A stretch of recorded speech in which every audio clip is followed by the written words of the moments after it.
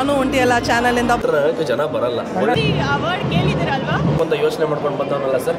ನಾನು Ajaneesh Lokanath music director. ಚಿತ್ರಮಂದಿರಕ್ಕೆ ಕರ್ಕೊಂಡು ಬರಬೇಕಾಗಿರೋದು content ಬೆಂಗಳೂರಲ್ಲೇ ಥಿಯೇಟ್ರಿಗೆ ಬರ್ತಾ ಇಲ್ಲ ಅಥವಾ ಸಿನಿಮಾಗಳು ಚೆನ್ನಾಗಿ ಬರ್ತಾ ಇಲ್ಲ ಅಥವಾ ಓಂ ನಮಃ ಶಿವಾಯ. ಸೂಪರ್. ಅವರೆಲ್ಲ ತುಂಬ ರಿಯಾಕ್ಟ್ ಮಾಡ್ತಾ ಇದ್ರು. ದೇವರಾಜ್ ಸರ್ ಆಗಿರ್ಬೋದು, ಶ್ರುತಿ ಮ್ಯಾಮ್ ಆಗಿರ್ಬೋದು, ಶ್ರುತಿ ಹರಿಹರನ್ ಆಗಿರ್ಬೋದು. ಹಲೋ, ಎಲ್ರಿಗೂ ನಮಸ್ಕಾರ. I am Vedika Kargal and ಈ ಮೂವಿಯಲ್ಲಿ ಮಿಂಚು ಅಂತ ನಾನು ಒಂದು ರೋಲ್ ಮಾಡಿದ್ದೀನಿ. ಪ್ಲೀಸ್ ಜಸ್ಟ್ ಮ್ಯಾರಿಡ್ನ ನೋಡಿ. ಇದೇ ನನ್ನ ಫಸ್ಟ್ ಮೂವಿ ಆ್ಯಂಡ್ ಕನ್ನಡ ಸಿನಿಮಾದಲ್ಲಿ ನಾನು ಎಂಟ್ರಿ ಆಗ್ತಾ ಇದ್ದೀನಿ, first role. Please give me some love and shower your blessings. Thank you. ಓಂ ನಮಃ ಶಿವಾಯ. ಸಾರಿ, ನಾನು ಒಂದು ಜೆನ್ಸಿ ಅವಾರ್ಡ್ ಕೇಳಿದಿರಲ್ವಾ, ಅದು ತುಂಬ ಟ್ರೆಂಡಿಂಗ್. ಆ ಜೆನ್ಸಿ ಕಿಡ್ ಥರ ಒಂದು ರೋಲ್ ಮಾಡಿದ್ದೀನಿ ಈ ಮೂವಿಯಲ್ಲಿ. All age groups, every one will relate. It is a relatable movie for every age group. So please watch. Thank you.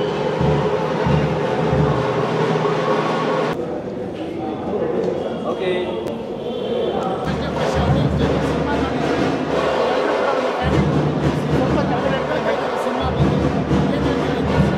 ಇಲ್ಲ, ತುಂಬ ಖುಷಿ ಆಗ್ತಾ ಇದೆ.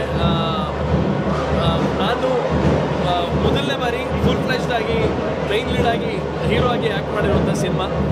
ಬಾಬಿ ಸಿ ಆರ್ ಮೇಡಮ್ ಅವರು ಮೊದಲನೇ ಬಾರಿ ನಿರ್ದೇಶನ ಮಾಡಿರುವಂಥ ಸಿನಿಮಾ. ಅವ್ರು ಏನು ಭಾಳ ವರ್ಷಗಳಿಂದ ಕನ್ಸ್ಕೊಂಡಿದ್ರು, ಒಂದು ಕಥೆನ ಮಾಡ್ಕೊಂಡಿರೋ ಸಿನಿಮಾ ಮಾಡಬೇಕು ಅಂತ, ಅದನ್ನು ಇವತ್ತು ತೆರೆ ಮೇಲೆ ತೊಗೊಂಬಂದಿದ್ದಾರೆ.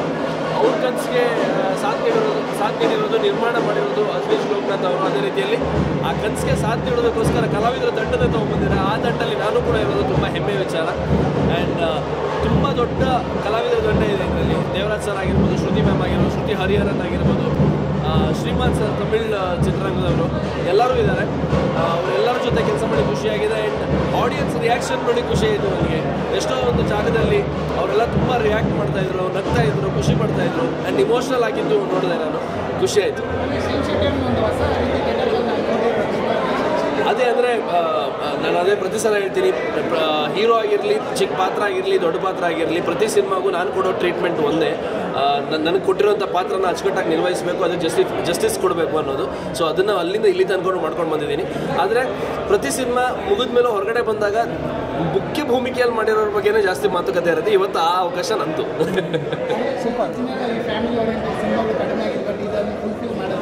ಈ ಕತೆ ಕೇಳಿದಾಗಲೇ ನನಗೆ ಅದೊಂದು ಎಕ್ಸ್ಪೆಕ್ಟೇಷನಿಂದ ನಾನು ಈ ಸಿನಿಮಾನ ಒಪ್ಕೊಂಡಿರೋದು. ದ್ಯಾಟ್ ಬಹಳ ವರ್ಷಗಳಿಂದ ಬೇರೆ ಬೇರೆ ಕಾಂಟೆಂಟನ್ನು ಕ್ರಿಯೇಟ್ ಮಾಡಿ ಸಿನಿಮಾಗಳನ್ನು ಮಾಡ್ತಾಯಿದ್ದಾರೆ, ಎಲ್ಲದನ್ನು ಮಾಡ್ತಾಯಿದ್ದಾರೆ. ಬಟ್ ಫ್ಯಾಮಿಲಿನ ಓರಿಯೆಂಟೆಡ್ ಆಗಿ ಇಟ್ಕೊಂಡು ಬರೀ ಒಂದು ಫ್ಯಾಮಿಲಿದೇ ಕಥೆನ ಹೇಳಿದ್ದು ಬಹಳ ಗ್ಯಾಪ್ ಆಗಿತ್ತು. ಅದನ್ನು ಈ ಸಿನಿಮಾದ ಮುಖಾಂತರ ತೋರಿಸಿದ್ದಾರೆ ಮೇಡಮ್. ಸರ್, ಇನ್ನೊಂದು ಲಾಸ್ಟ್ ಕ್ವಶನು. 2025ರಲ್ಲಿ ಕನ್ನಡ ಇಂಡಸ್ಟ್ರಿ ಒಂದು ದೊಡ್ಡ ಲೆವೆಲಿಗೆ ಬೆಳೀತಾ ಇದೆ. ಇದ್ರ ಬಗ್ಗೆ ನಿಮ್ಮ ರಿಯಾಕ್ಷನ್? ತುಂಬ ಖುಷಿ ಇದೆ ಸರ್. ಅದೇ ಆಡಿಯನ್ಸ್ ಥಿಯೇಟ್ರಿಗೆ ಬರ್ತಾ ಇಲ್ಲ, ಅಥವಾ ಸಿನಿಮಾಗಳು ಚೆನ್ನಾಗಿ ಬರ್ತಾ ಇಲ್ಲ, ಅಥವಾ ತುಂಬ ಡಲ್ ಇದೆ ಇಂಡಸ್ಟ್ರಿ, ಚಲನಚಿತ್ರ ಮಾಧ್ಯಮ ಉದ್ಯಮ ಅಂತ ಕೂಡ ಹೇಳಿದಾಗ ನಾನು ಅದೇ ಹೇಳ್ತಾ ಇದ್ದೆ, ಇದೊಂದು ಸೈಕಲ್ ಇದ್ದಂಗೆ.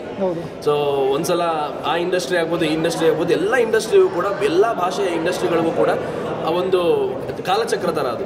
ಸೊ ಮೇಲೆ ಹೋಗಿ ಕೆಳಗೆ ಬರಬೇಕು, ಮತ್ತೆ ಕೆಳಗೆ ಬಂದು ಮೇಲೆ ಹೋಗಲೇಬೇಕು. ಸೊ ಆ ಟೇಕ್ ಆಫ್ ನಡೀತಾ ಇದೆ ಇವಾಗ. ತುಂಬ ಖುಷಿ ಇದೆ. Super sir, thank you. ಎಲ್ಲ ಅಂದರೆ ಎಲ್ಲ ಜೆಂಟ್ಸು ಡೈರೆಕ್ಷನ್ ಮಾಡೋದನ್ನ ಎಷ್ಟೋ ಕಥೆಗಳನ್ನ ರಿಜೆಕ್ಟ್ ಮಾಡಿರ್ತಾರೆ. ನೀವು ಒಂದಷ್ಟು ಕಥೆಗಳನ್ನ ರಿಜೆಕ್ಟ್ ಮಾಡಿದ್ರಿ ಅಂತ ನಾನು ಕೇಳ್ಪಟ್ಟೆ. ಖಂಡಿತ. ಆದರೆ ಒಬ್ಬ ಲೇಡಿ ನಿರ್ದೇಶಕಿ ಬಂದು ನಿಮಗೆ ಕಥೆ ಹೇಳಿದಾಗ ನಿಮಗೆ ಆ ಸಮಯದಲ್ಲಿ ಏನು ಅನಿಸ್ತು ನಿಮಗೆ? ಯಾಕೆ ಒಪ್ಕೊಂಡಿದ್ದೀರಿ? ಅಂದರೆ ಅಲ್ಲಿ ನಾನು ನಿರ್ದೇಶಕಿ ಅನ್ನುವಂಥ ತಾರತಮ್ಯ ಇಲ್ಲದೆ ಸಿನಿಮಾ ಅಂತ ಒಪ್ಕೊಂಡಿರೋದು. ಇಲ್ಲಿ ಇದೇ ಕಥೆನ ನನಗೆ ಮೇಲ್ ನಿರ್ದೇಶಕ ಹೇಳಿದ್ರು ಕೂಡ ನಾನು ಒಪ್ಕೊಳ್ತಾ ಇದ್ದೆ. ಆ್ಯಂಡ್ ಎಲ್ಲದಕ್ಕಿಂತ ಹೆಚ್ಚಾಗಿ ಇಷ್ಟು ವರ್ಷಗಳ ಜರ್ನಿ ಇದೆ ಅಜನೀಶ್ ಲೋಕನಾಥ್ ಅವರದ್ದು. ಅದರ ಹಿಂದಿನ ಜರ್ನಿ ಬಾಬಿ ಮೇಡಮ್ ಅವ್ರದ್ದಿದೆ. ಅವರು ಕೂಡ ಸಂಗೀತ ನಿರ್ದೇಶಕಿ, ಅವರು ಕೂಡ ಎಷ್ಟೋ ಹಾಡುಗಳನ್ನು ಹಾಡಿದ್ದಾರೆ. ಇವರಿಬ್ಬರ ಇಷ್ಟು ವರ್ಷದ ಜರ್ನಿ ಏನಿದೆ ಕನ್ನಡ ಚಿತ್ರರಂಗದಲ್ಲಿ, ಆ ಜರ್ನಿ ನಂತರ ಒಂದು ಸಿನಿಮಾ ಮಾಡಬೇಕು ಅಂತ ಮೇಡಮ್ ನಿರ್ದೇಶನ ಮಾಡಬೇಕು ಅಂತ, ಅಜನೀಶ್ ಲೋಕನಾಥ್ ಅವರು ನಿರ್ಮಾಣ ಮಾಡಬೇಕು ಅಂತ ಆಟೋಮೆಟಿಕ್ಕಾಗಿ ನಮಗೊಂದು ಎಕ್ಸ್ಪೆಕ್ಟೇಷನ್ ಉಳ್ಕೊಳ್ಳುತ್ತೆ. ಇಷ್ಟು ವರ್ಷದ ಚಿತ್ರರಂಗದ ಅನುಭವ ಇರುವಂತಹ ಒಬ್ಬ ಸಂಗೀತ ನಿರ್ದೇಶಕ ಮೊದಲನೇ ಬಾರಿ ನಿರ್ಮಾಣ ಮಾಡಿದಾಗ ಆ ಒಂದು ವಿಜೃಂಭಣೆ ಇರುತ್ತೆ ಗೊತ್ತಾ.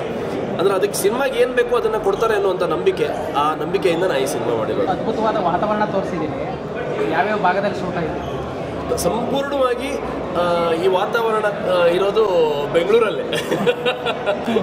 ಅಲ್ಲ ಶೂಟ್ ಮಾಡಿದ್ದು ಎಲ್ಲ ಬೆಂಗಳೂರಲ್ಲೇ. ಬೆಂಗಳೂರು ಸುತ್ತಮುತ್ತ. Thank you. ಮಾಸ್ ಹೀರೋ ಆಗ್ತಾರ ಮುಂದೆ ನೀವು ಅಪ್ಕಮಿಂಗ್ ನಮ್ಗೆ ಬರ್ತೀರ ಅಂತ ಅನ್ಕೊಂಡಿದ್ದೀವಿ. ಆದರೆ ನೀವು family entertainment ಜಾನರಾಗಿ ಬರ್ತಿದ್ದೀರಾ.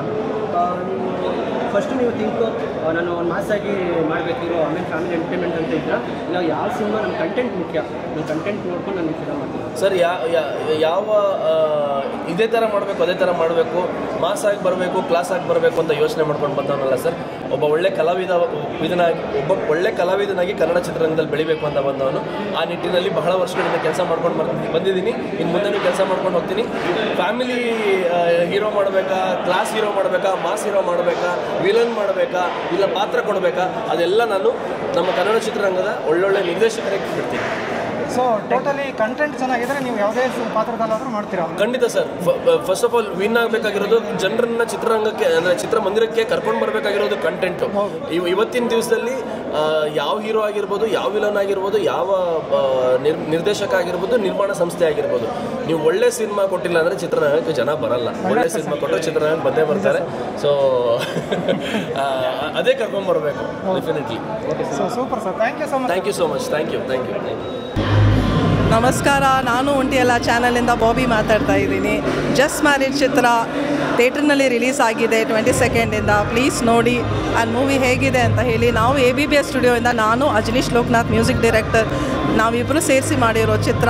Just married Young ಜನರೇಷನ್ಗೆ ಮತ್ತು ಎಲ್ಲ ಏಜ್ನವರಿಗೆ ಸೂಟಬಲ್ ಆಗಿರೋ ಥರ ಒಂದು ಸ್ಟೋರಿ ಕೊಟ್ಟಿದ್ದೀವಿ. ಪ್ಲೀಸ್ ದಯವಿಟ್ಟು ಥಿಯೇಟರ್ಗೆ ಬಂದು ನೋಡಿ. ಸೌಂಡ್ ಎಕ್ಸ್ಪೀರಿಯನ್ಸ್, ಮ್ಯೂಸಿಕ್ ಎಕ್ಸ್ಪೀರಿಯನ್ಸ್ ಮಾಡಿ ಹೇಗಿದೆ ಅಂತ ನೀವು ಹೇಳಬೇಕು ಆ್ಯಂಡ್ ಸಪೋರ್ಟ್ ಮಾಡಬೇಕು. Thank you so much.